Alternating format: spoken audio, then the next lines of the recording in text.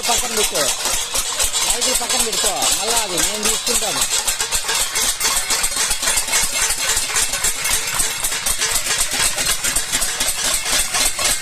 చిన్నగా long shot long shot photo photo పెడతా, అందరూ పెడతా.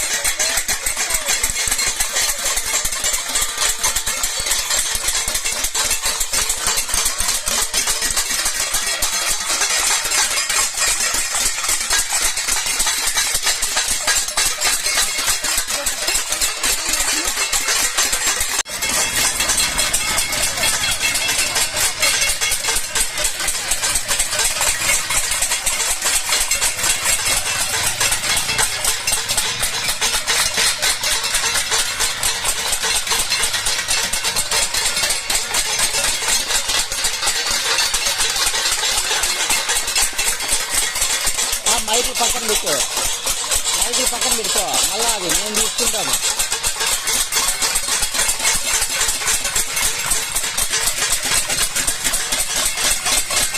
చిన్నగా లాంగ్ షాట్.